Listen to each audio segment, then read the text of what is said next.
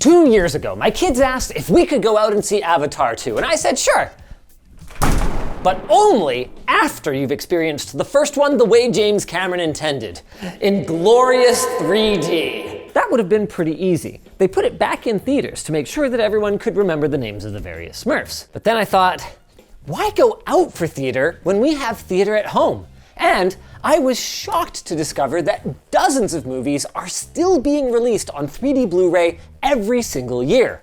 All I needed to do to enjoy them was to convert my regular old home theater to a 3D home theater.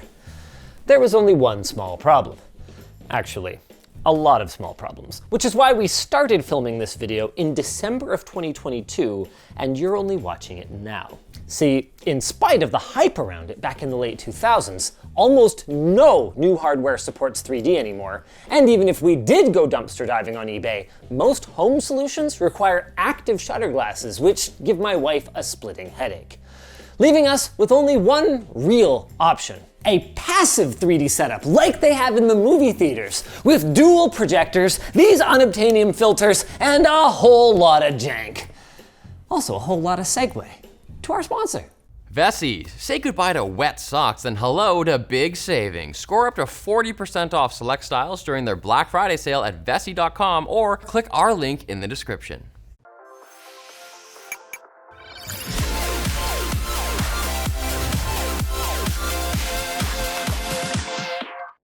Before y'all come flooding into the comments, the real reason that I wanted a 3D setup down here was that retrospective that we did back in 2022. I didn't mean to fall back in love with 3D, but come on, how many of you have fallen into the same trap? It's just coffee, right? And who can blame me for getting sucked back in? Even without a ton of new releases, there is a surprisingly rich back catalog of 3D Blu-rays to enjoy, especially computer-animated ones that benefit immensely from the 3D experience. Except that now, there's a giant elephant in the room.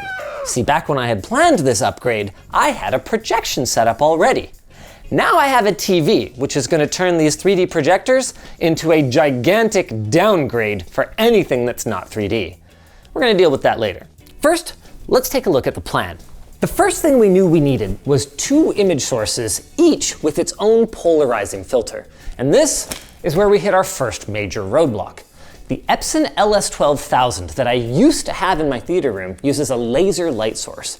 And after trying multiple filters, both circular and linear, we found that it simply couldn't be effectively polarized. For context, here's how that demo was supposed to go.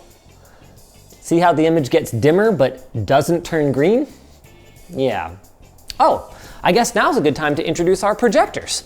Since I've already wasted more resources than I'd like to admit on this endeavor, we went for an eBay special. Now, sadly, the Optima UHD 30 doesn't have lens shift to help us line up the images, but what it does have is 4K output, 3400 lumens of peak brightness, which is really important when your polarizing filter is going to sap so much of your brightness. And, perhaps most importantly, it can be picked up for as little as 500 Freedom Dollars each. Next, let's talk about these filters. Careful with that one. Getting these bad boys was both time-consuming and shockingly expensive since, no one bothers to build 3D projection setups anymore. There are still commodity options available. We found some pretty affordable plastic and acrylic ones, but the quality was frankly terrible. So after digging through countless ancient forum posts and contacting all the experts we could find, we made our way to American Polarizers Inc., who appears to be the go-to for professional installations, with a price tag to match. This is my first time seeing them. Whoa. There they are. This pair of clockwise and counterclockwise polarizing filters, also a family pack of 3D glasses, set us back over $1,500 US. And the worst part? We are nowhere near ready to actually watch a 3D movie. Buddy, I can already tell just putting these on, these are way better than the cheap single-use glasses and the plastic filters. Dude, check this out. Whoa. Like it blocks. Holy cow. The light. Oh, dude. This might actually be cool. What? It's 3D, of course it's cool. Here's the thing though, Elijah. Remember how we reviewed this script and everything? Yes. This is the part where I'm no longer sure if what we scripted is going to actually happen. Oh.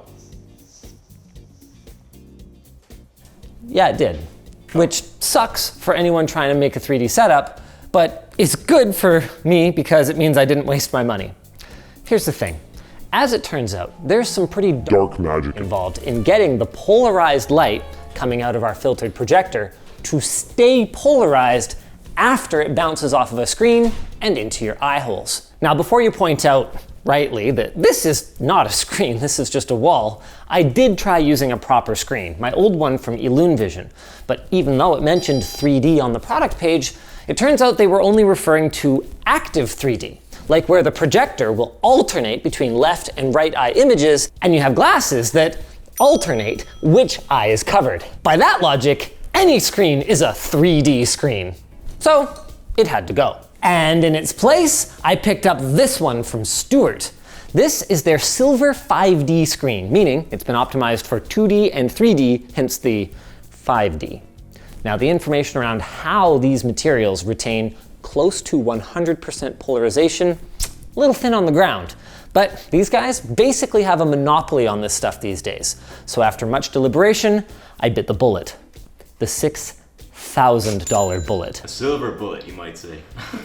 This has been sitting in my house for like, I kid you not, over a year. It has not been over a year. Trust me, I know because I tripped over it constantly. It was right next to my car. This better work, because if not, this video is done for. I don't think I'm gonna invest in another attempt at this. Why don't you just buy a Cineplex projector?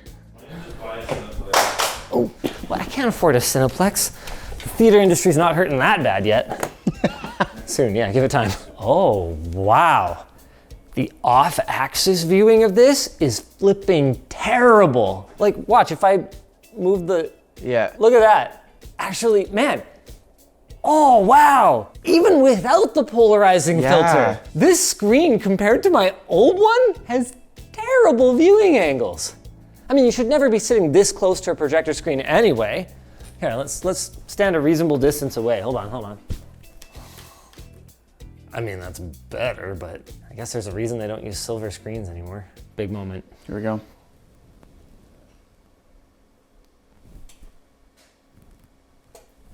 Oh. When were you gonna tell me? I wanted to see how long it would go. Okay, big moment, big moment. Now if it really doesn't work, there's actually nothing stopping. Okay. Yes! Oh, shoot. Oh, it works real good. Really? Yeah, okay, check it out. She bangs. Dude, that's, wow. Yeah. That's really impressive. That is pretty minimal crosstalk. I mean, it should be. This is a professional grade solution. The disposable glasses work okay with it. I mean, if it's good enough for the theater, right? Like, it's good enough for me. Okay, well, they have their own problems, but anyway. Oh, I don't want the filter on it again, damn it.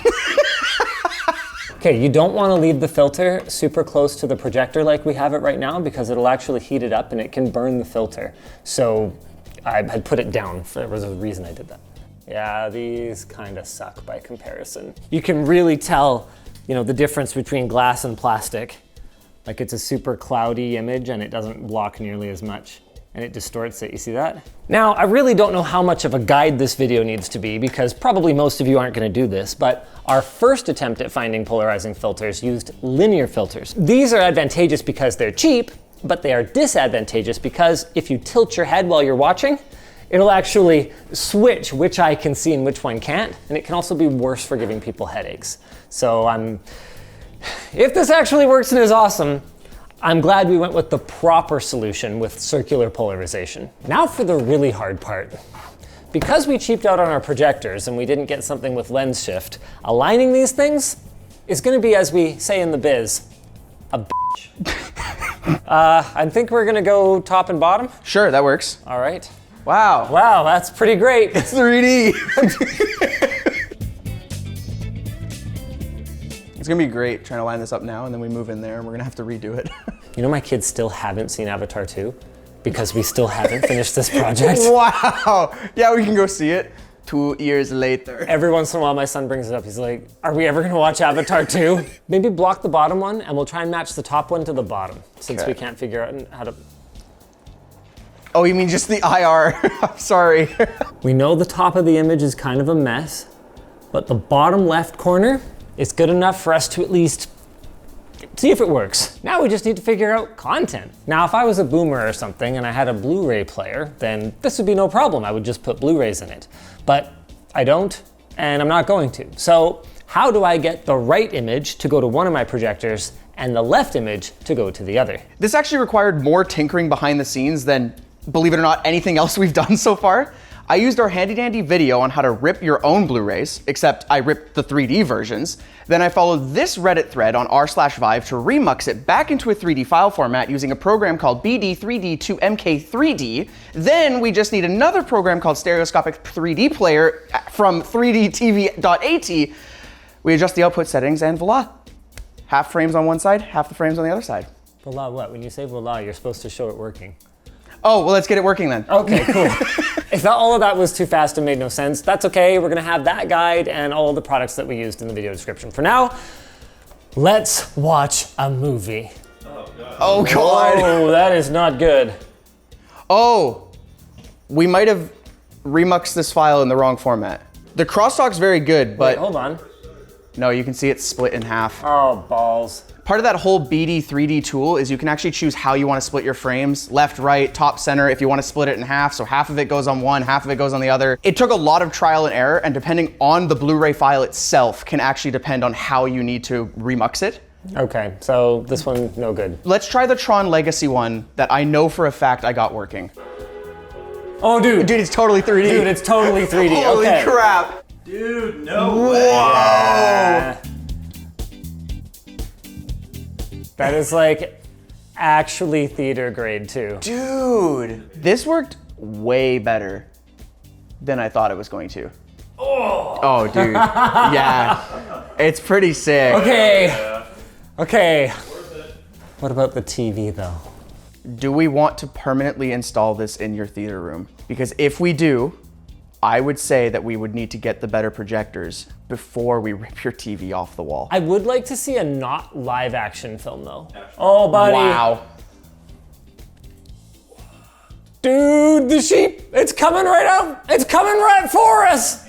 I had about 4% confidence coming and filming today. How did this not take off? I'm kidding. Now that we've got it working, the next step is the hardest part. Pulling that TV off the wall, weighs about 400 pounds, mounting the projector screen, then getting everything lined up. Just kidding. We came up with a better way. I found some random brackets in my garage and we turned them into a projector mount that is going to allow us to mount the screen on the TV, I hope. We're gonna find out. Okay, dude, seriously though, this is not as stupid as it might seem. This is the original French cleat mount. You can see it goes there like that, and then just needs to hang off the TV. This feels so wrong. Yes, let me just drape my $6,000 screen over my $20,000 TV with nothing but one baby wipe in between. That is perfect. Oh, dude, no problem. And obviously, this is not, an everyday solution. It's not like, oh yeah, let's watch a 3D movie just to flip over to 3D mode or whatever. Like I could set this up in the time it would take to drive to the theater. So like, that's perfectly acceptable to me. Whoa, buddy. Off. I'm off. Down it comes. I'm off. Okay, those did not clear. Oh. Those really looked like they were gonna clear. They did not. Can you imagine watching The Room in 3D on this? I did not hit her. Tommy Wiseau's ass just like coming out of the screen. Okay, mine's in. Dude, that's pretty easy. Dude. That's a pretty easy hook. Yeah. Oh my goodness. You got everything set? Oh my gosh. Don't act too surprised, you helped. Yeah, I helped. Basically, we made a platform. We got some counterbalances. We hooked it up to the home theater audio setup, and theoretically, this is, okay, it's not perfectly aligned, but hopefully aligned enough. We're gonna try it. I have some news for you. Okay. Guess what's working? The 3D projector. Yeah. Finally. Wow, really? That took like 4 years. This is it. Huge moment. 2 years in the making. Does it work? Stopped making it after like 6 months. No, we've been working on it the whole time. Here we go. I think there's definitely encoding settings that could probably be improved. Yes. It almost feels like it's alternating which frame it's, instead of synchronizing Showing them. both, yeah. So still shots are good, but motion's a little rough. Now this is an older movie. Why don't we try something a little newer? Yeah, anything in motion, yeah, it's a little problematic. And the imperfect alignment, Doesn't help. not helping. But when they're in the center and it's just a static camera shot, like that looks great. That looks kind of awesome. Okay, that's pretty cool. These projectors for $500 each? Dude, like, Huh? I mean, you spend that much on Don't worry Two. about it. Oh, buddy with the eye. that was pretty, wow. It's so hard to convince this over camera to you guys. Yeah. Like how well this is actually working. Cause, you know, for you guys, it looks blurry and crappy. and crappy. Put glasses over the camera. Yeah, it doesn't work It wouldn't that way. quite work that way. We'd need 2 cameras. And We'd they need would- 2 glasses, and then they would need 3D glasses and on their side. Now, the moment that you have waited over 2 years for, my son. Avatar. Oh man. 100% worth it. 100% worth it, dude. Dude, this is insane. Obviously, we can't sit and watch the whole film or whatever, but suffice it to say, this is freaking awesome. This result is so much better than I would have expected. There's so little crosstalk. Very, very little. I mean, that's what happens when you're using professional grade optics. yeah. So, family movie night this weekend, we finally watch Avatar? Yeah. Worth the wait? No. Okay, don't, yeah. Did I ever tell you you can play games in stereo 3D? No. You can. There's a huge library of games. Guys, leave a comment if you have any brilliant ideas for the best way to do it, but what I'm thinking is Final Form, like the greatest stereo 3D gaming setup of all time. Can I have it? Well, I mean, it'll be in our house. You can use it. But can I own it? You can own the Segway. To our sponsor. Vessi. They offer all kinds of stylish, functional shoes for everyday wear, and now you can get access to their dry sock guarantee for even less. That's right, my friends, you can save up to 40% on select shoes at their Black Friday sale right now. Our team loves their Vessis because here in Vancouver, the weather is just so unpredictable. And let's face it, finding shoes that match your fit, that's not always easy. And if you add in the constant threat of a sudden downpour, you've got a recipe for trouble. So why not check out Vessis? Their new lightweight courtside classics that sport that retro everyday look with a padded tongue for extra comfort. Or, if you're more of a wild adventurer, their Stormburst high tops combine the comfort of a sneaker with the grip and coverage of an outdoor boot. So whether you're heading over to Grandma's for turkey dinner or going for a run to burn off those extra calories, Vessi has got you covered. Don't miss out on their Black Friday sale at vessi.com or by checking out our link in the video description. If you guys enjoyed this video, why not go check out the retrospective we did on Stereo 3D and what ultimately happened to it. That's what kickstarted this entire journey, and I'm not gonna lie, kinda glad it did.